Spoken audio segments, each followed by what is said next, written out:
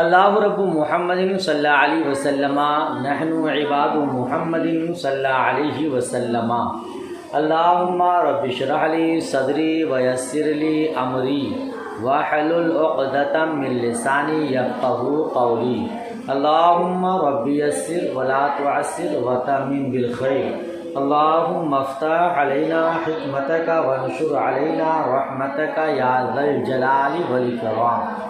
بسم اللہ الرحمن الرحیم۔ ثم صرح بعد ذلك بنفي الترادف قصدا فقال حتى لا يكون الفعل موجبا أي إذا كان المراد مخصوصا بالصيغة لا يكون فعل النبي عليه السلام موجبا على الأمة من غير مواظبته عليه السلام۔ کل کا سبق آپ نے یاد کیا ماشاءاللہ، آج کا سبق بھی بغور سماعت کیجیے، اسے بھی یاد کیجیے گا۔ دعا گو ہوں اللہ پاک آسان فرمائے، اور جو بھی پیغام عظمت رضا میں اس سبق کو حاصل کر رہے ہیں اللہ پاک انہیں بھی خوب علم نافع عطا فرمائے، اور آپ کے صدقے مجھ حقیر کو بھی عطا فرمائے، آمین ثم آمین۔ ترجمہ دیکھیے، پھر اس کا مفہوم بتاتا ہوں انشاءاللہ تبارک و تعالی۔ پھر مصنف علیہ الرحمن نے اس کے بعد قصداً ترادف کی نفی فرمائی ہے۔ کل کے سبق میں آپ نے پڑھا کہ مصنف علیہ الرحمن نے ترادف اور اشتراک کی نفی کنایتاً فرمائی۔ اب مصنف علیہ الرحمن صراحتاً قصداً ترادف کی نفی فرما رہے ہیں، پھر اس کے بعد قصداً صراحتاً اشتراک کی نفی فرمائیں گے۔ ترجمہ ہوا، چنانچہ مصنف علیہ الرحمن نے فرمایا ہے یہاں تک کہ نبی علیہ السلام کا فعل موجب نہ ہوگا، یہاں تک کہ نبی علیہ السلام کا فعل موجب واجب کرنے والا نہیں ہوگا۔ اس کا مصدر ہے ایجاب، واجب کرنا، اسی سے اس میں فعل موجب واجب کرنے والا۔ نبی علیہ السلام کا فعل موجب نہیں ہوگا، یعنی واجب کرنے والا نہیں ہوگا۔ کیوں نہیں ہوگا؟ تو اے حرف تفسیر کے ذریعے اس کی تفسیر فرماتے ہیں، اے اذا کان المراد مخصوصا بالصیغۃ، یعنی جب مراد سے مطلب امر کا معنی وجوب، یعنی جب مراد صیغہ کے ساتھ مخصوص ہے، صیغہ کے ساتھ، تو نبی علیہ السلام کی مواظبت کے بغیر، نبی علیہ السلام کی مواظبت کے بغیر فعل امت پر واجب کرنے والا نہیں ہوگا۔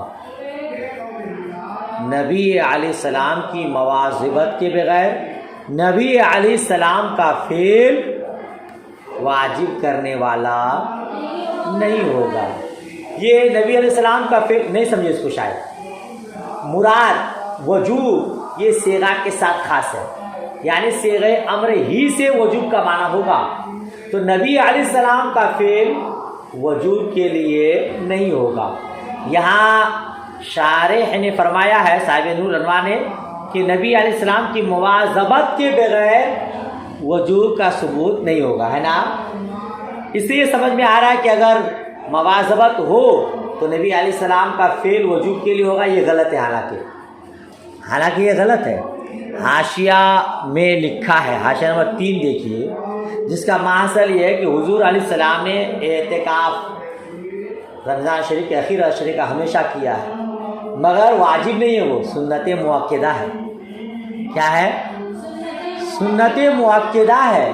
تو یہاں یہ جو کہا کہ بغیر مواظبت کے موجب نہیں ہوگا، اس سے یہ سمجھ میں آ رہا ہے کہ اگر مواظبت ہو، ہمیشگی ہو، تو شاید وجوب ہو جائے گا۔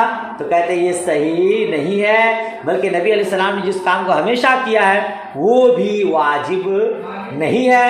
جیسے رمضان شریف کے اخیر اشرا میں حضور نے ہمیشہ اعتکاف کیا، اس کے باوجود وہ واجب نہیں ہے بلکہ سنت مؤکدہ ہے۔ سنت نبی علیہ السلام جس کام کو ہمیشہ کیے وہ کب واجب ہوگا؟ تو حاشیہ میں دیکھا ان المواظبۃ مع الانکار علی الترک موجب، جس کو حضور نے ہمیشہ کیا اور ترک پر انکار کیا، ترک پر انکار کیا وہ موجب ہوتا ہے۔ یعنی حضور نے کیا اور پھر صحابہ کو کہا کہ اس کو ہمیشہ کرنا، چھوڑنا نہیں، تب واجب ہوگا، ورنہ صرف کسی کام کو ہمیشہ کر لینے سے واجب نہیں ہوگا۔ ٹھیک ہے، ٹھیک ہے، اتنا سمجھ میں آ گیا۔ خلاف لبعض اصحاب الشافعی، برخلاف بعض اصحاب شافعی کے،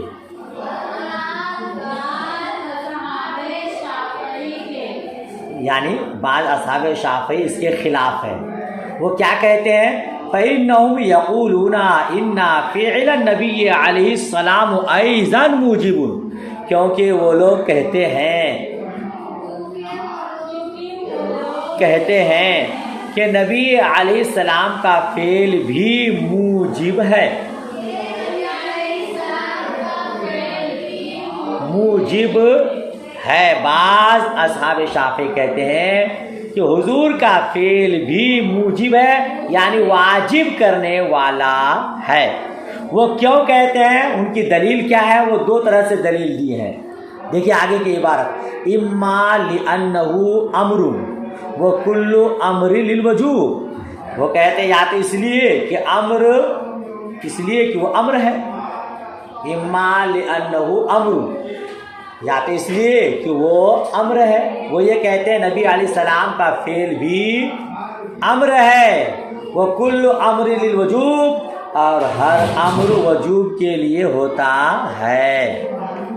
جی بعض اصحاب شافعی کہتے ہیں کہ حضور کا فعل بھی موجب ہے۔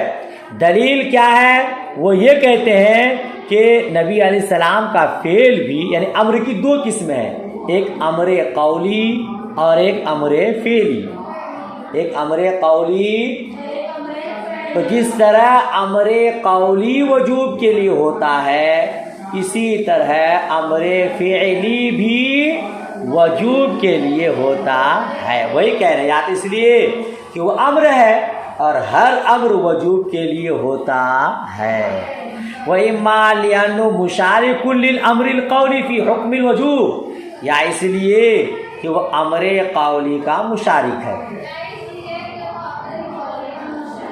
وہ اس لیے کہ امر قولی کا حکم وجوب میں، حکم جس طرح امر قولی وجوب کے لیے اسی طرح امر فعلی بھی وجوب کے لیے ہے۔ سمجھ شریف میں بات آ گئی۔ لہذا نبی علیہ السلام کا فعل وجوب کے لیے ہوتا ہے۔ وَهَذَا الْخِلَافُ بَيْنَنَا وَبَيْنَهُمْ فِي كُلِّ مَا لَمْ يَكُنْ سَهْوًا مِنْهُ عَلَيْهِ السَّلَامُ وَلَا تَبْعًا لَهُ وَلَا مَخْصُوصًا بِهِ وَإِلَّا فَعَدَمُ كَوْنِ مُوجِبًا بِالْاتِّفَاقِ۔ آگے ایک پیاری بات بتا رہا، دیکھیے، اور یہ اختلاف ہمارے اور ان کے درمیان، یہ اختلاف ہمارے اور ان کے ہر اس فعل میں ہے جو حضور علیہ السلام سے سہو کے طور پر نہ ہو، سہو کے طور پر نہ ہو، اور نہ تبعاً ہو، اور نہ تبعاً ہو، اور نہ حضور کے ساتھ خاص ہو۔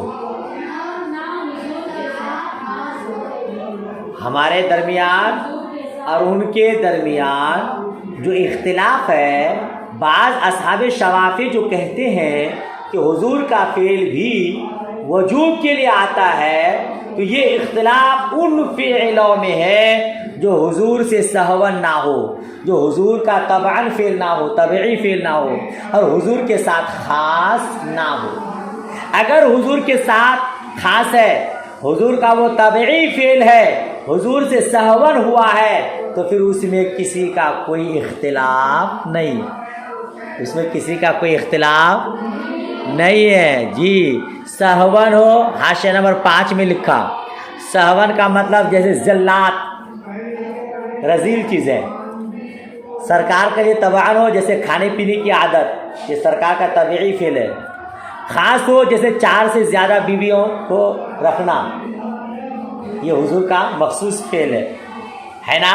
تو ان فعلوں میں کوئی اختلاف نہیں ہے، یہ فعل واجب کرنے والا نہیں ہے۔ سمجھ شریف میں بات آئی؟ وَإِلَّا فَعَدَمُ كَوْنِ مُوجِبًا بِالاتفاق، ورنہ اس کا موجب نہ ہونا بالاتفاق ہے، ورنہ اس کا موجب نہ ہونا بالاتفاق ہے۔ سمجھ شریف میں بات آئی؟ اگر سہون ہوا ہے کوئی فعل، حضور کا طبعی فعل ہے جیسے کھانا پینا، حضور کے ساتھ خاص ہے جیسے 4 سے زیادہ شادیاں کرنا، بیویاں رکھنا، اب ان فعلوں میں کسی کا کوئی اختلاف نہیں، یہ افعال نبی علیہ السلام موجب نہیں ہے، واجب کرنے والا نہیں ہے۔ بات سمجھ شریف میں آئی؟ نبی علیہ السلام کا فعل موجب نہیں ہے، یہی ہم لوگوں کا موقف ہے کہ وجوب صرف صیغہ امر سے ہوتا ہے، نبی علیہ السلام کے فعل سے نہیں ہوتا۔ دلیل دیکھیے، لِلْمَنْعِ عَنِ الْوِصَالِ وَخَلْعِ النِّعَالِ، کیونکہ نبی علیہ السلام نے صوم وصال سے، صوم نہیں آواز آ رہی ہے؟ کیونکہ نبی علیہ السلام نے صوم وصال سے اور خلع نعال سے منع فرمایا ہے۔ پہلے لفظی ترجمہ دیکھیے، صوم وصال سے، خلع نعال سے منع فرمایا ہے۔ صوم وصال کس کو کہتے ہیں؟ بغیر سحری، بغیر افطاری کے لگاتار پے در پے روزہ رکھنے کو صوم وصال کہتے ہیں، ٹھیک ہے؟ پے در پے لگاتار، نہ سحری ہے نہ افطاری ہے اور روزہ رکھتے چلے جا رہے ہیں، یہ صوم وصال ہے۔ ابھی آگے حدیث آ رہی ہے۔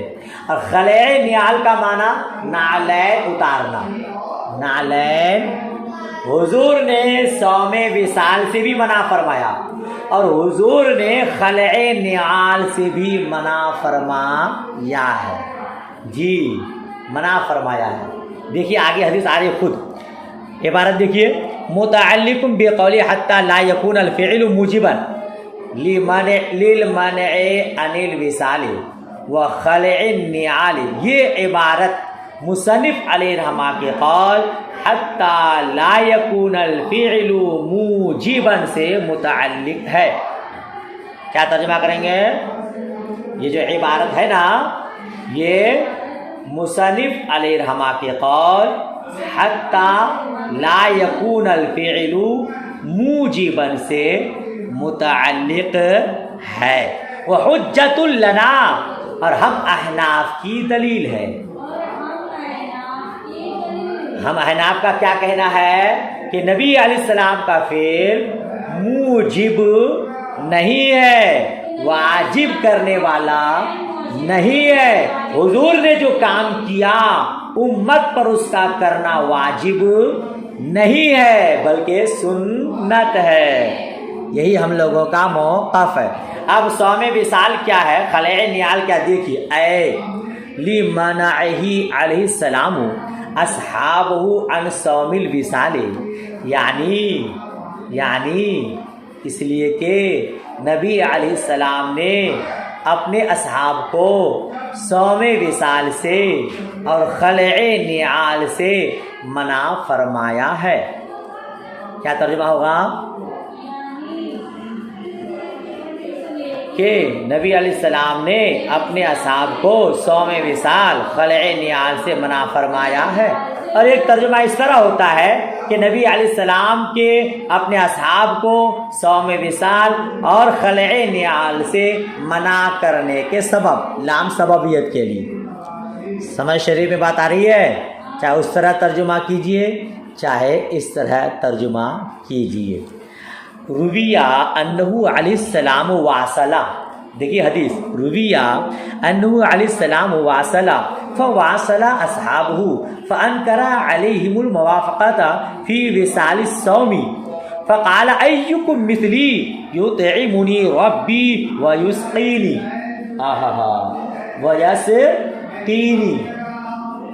دیکھیے روایت ہے، مروی ہے، حاشیہ نمبر 9 میں لکھا ہے فی المشکاۃ عن ابی ہریرہ، ہے مشکات شریف میں ہے، حضرت ابو ہریرہ سے روایت ہے، قال نہا رسول اللہ صلی اللہ تعالی وسلم عن الوصال فی الصوم فقال رجل انک تواصل یا رسول اللہ، قال وایکم مثلی انی ابیت یطعمنی ربی ویسقینی، متفق علیہ۔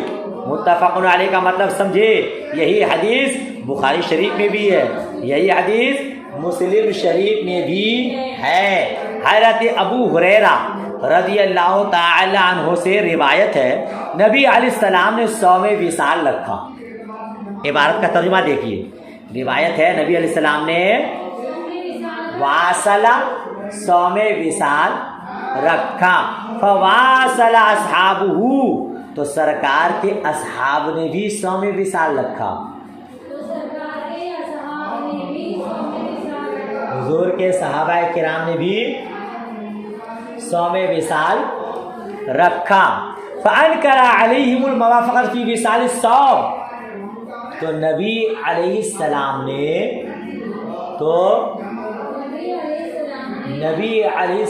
نے اپنی موافقت کرنے سے منع فرمایا،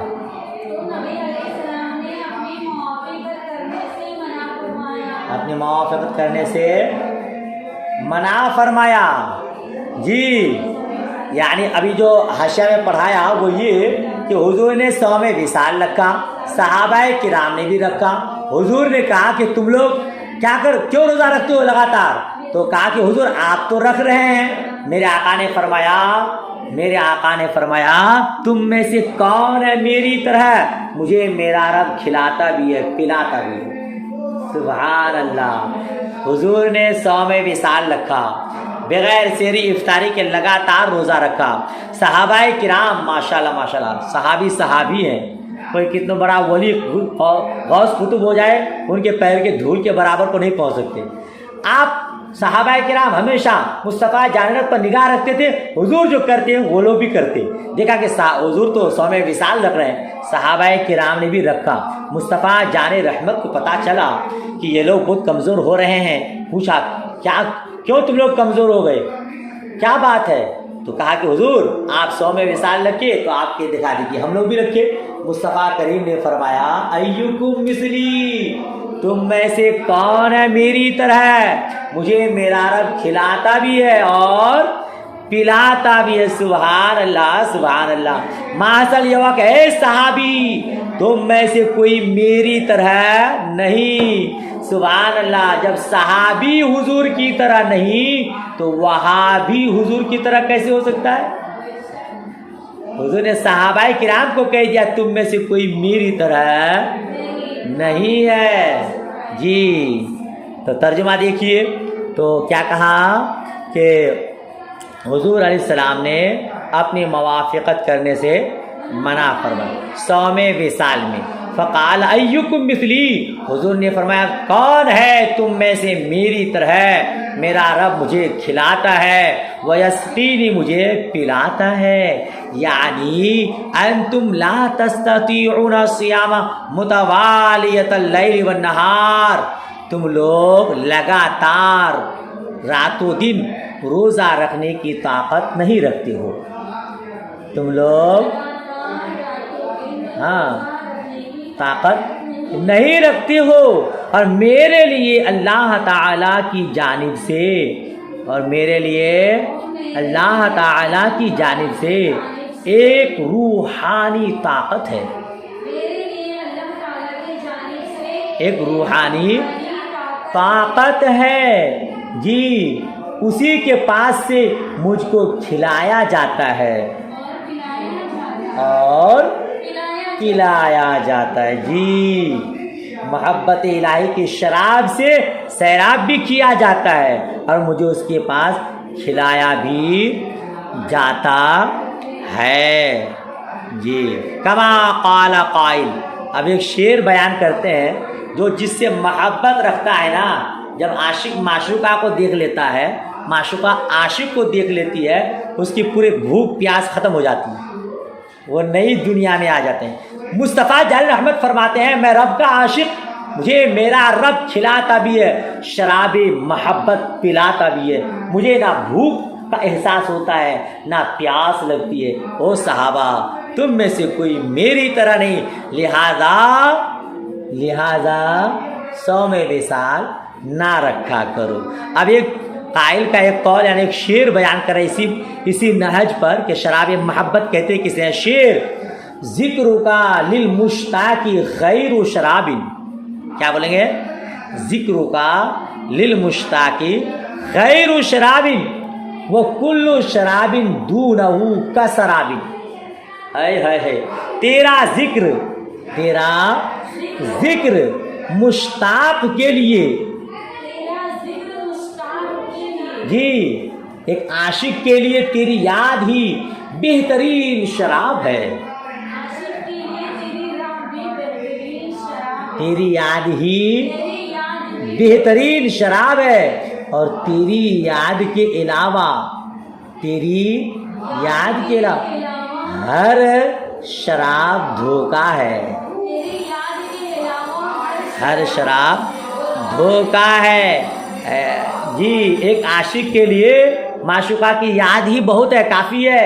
مصطفیٰ جان رحمت صلی اللہ تعالی علیہ وسلم کے دل و دماغ میں اللہ عز و جل کی محبت جی، تو جس طرح دنیاوی محبت ہوتی ہے وہ تو خیر اخروی محبت ہے، تو رب تبارک و تعالیٰ کی یاد ہی بہترین شراب ہے، اور اس کے علاوہ ہر شراب دھوکا ہے۔ سمجھ شریف میں بات آئی؟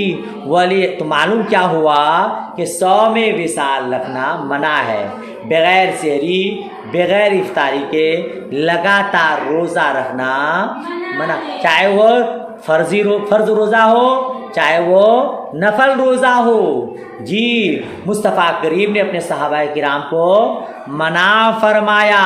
ثابت یہ کرنا ہے کہ نبی علیہ السلام کا فعل موجب نہیں ہے، اگر واجب کرنے والا ہوتا تو صحابہ کرام نے مصطفیٰ کریم کو دیکھ کر روزہ رکھا تو منع نہیں کرنا چاہیے تھا، مگر حضور نے منع فرمایا، جس سے یہ ثابت ہوا، یہ ہماری دلیل ملی کہ مصطفیٰ کریم کا فعل وجوب کے لیے نہیں ہوتا ہے۔ سمجھ شریف میں بات آئی؟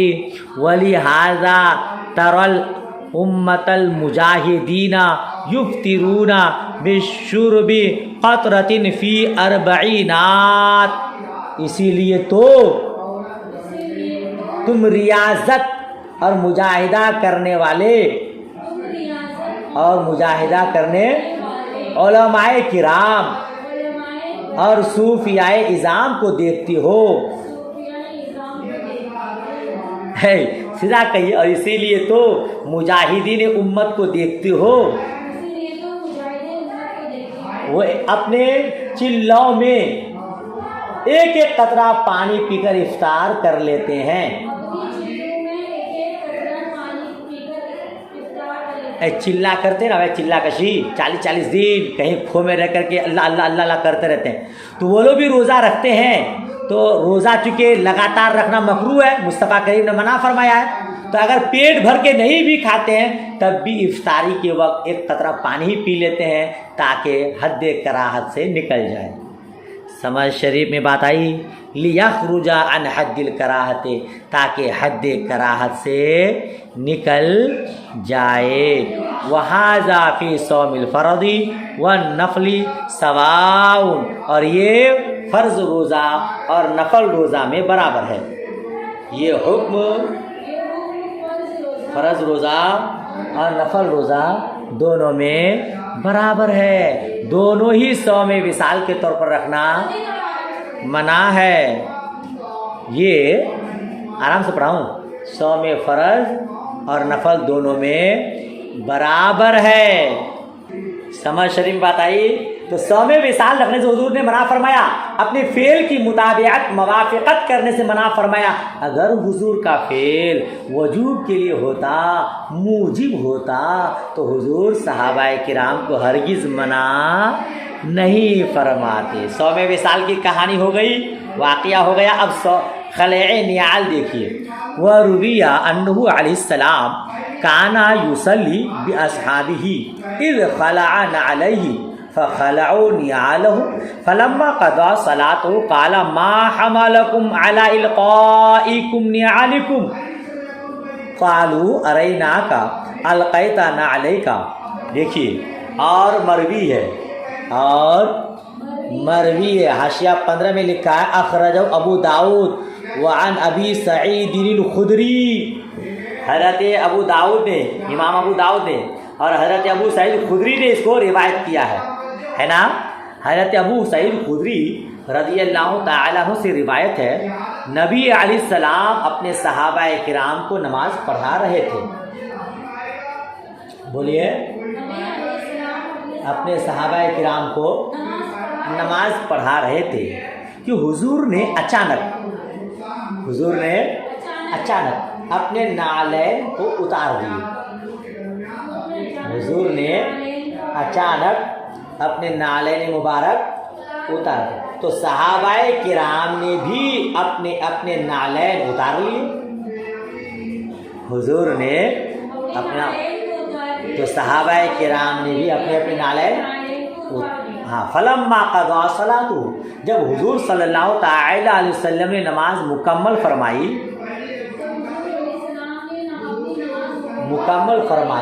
تو حضور نے ارشاد فرمایا تم کو کس چیز نے اپنے نعلین اتارنے پر ابھارا؟ نعلین اتارنا, ہاں, یعنی صحابہ کرام تم لوگ نعلین کیوں اتارے؟ قالوا رأیناک, تو صحابہ کرام نے عرض کیا حضور ہم نے آپ کو نعلین مبارک اتارتے ہوئے دیکھا.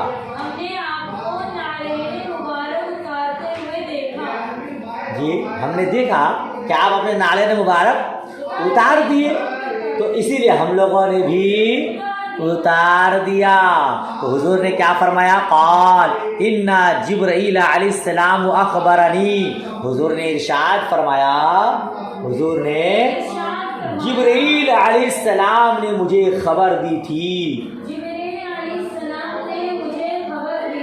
کہ نعلین میں نجاست ہے. نعلین میں نجاست ہے. قذر من نجاست, گندگی. اذا جاء احدکم المسجد, جب تم میں سے کوئی مسجد آئے تو اسے چاہیے کہ وہ دیکھ لے, اسے دیکھ لینا چاہیے. یہ بھی ترجمہ کریں, فَلْيَنْظُرْ, تو اسے دیکھ لینا چاہیے. پھر اگر نعلین میں, جوتوں میں نجاست ہو تو اسے پوچھ لے, اور جوتوں میں نماز ادا کرے, یہ امام اعظم ابو حنیفہ کے دلائل ہیں. حاضر تمسکات ابی حنیفہ, یہ امام اعظم ابو حنیفہ رحمۃ اللہ تعالی علیہ کے دلائل ہے. ہمارا کیا قول ہے, ہمارا کیا مسلک ہے کہ حضور علیہ السلام کا فعل موجب نہیں ہے, واجب کرنے والا نہیں ہے. وجوب صرف صیغہ امر سے ثابت ہوتا ہے. دیکھیے نا حضرت ابو سعید خدری رضی اللہ تعالیٰ عنہ سے روایت ہے حضور صحابہ کرام کو نماز پڑھا رہے ہیں. حضور کے نعلین مبارک پر نجاست لگی تھی. جبریل علیہ السلام تشریف لائے. حضور نے نماز کی حالت میں جوتے اتار دیے. صحابہ کرام نے دیکھا دیکھی آپ لوگوں نے بھی جوتے اتار دیے. نماز ادا کرنے کے بعد حضور نے فرمایا تم لوگ کیوں جوتا اتارے؟ کہا کہ حضور ہم نے آپ کو دیکھا تو ہم لوگوں نے بھی اتار دیا. تو مصطفیٰ کریم نے فرمایا میں نے تو اس لیے اتارا کہ جبریل تشریف لائے اور کہا کہ اس میں نجاست ہے. تو اب تم لوگ کیوں اتار دیے؟ میرے میں نجاست تھی اسی لیے میں نے اتارا.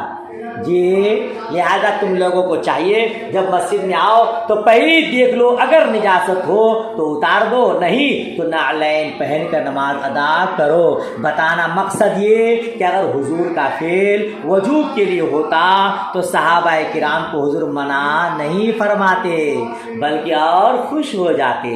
حالانکہ حضور نے منع فرمایا. تو صوم وصال والی حدیث, خلع نیال والی حدیث دونوں اس بات کی دلیل ہے کہ حضور کا فعل موجب نہیں ہے. سمجھ شریف میں بات آئی؟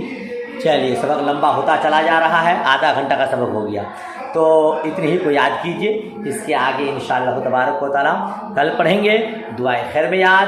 اللہ حافظ, خدا حافظ.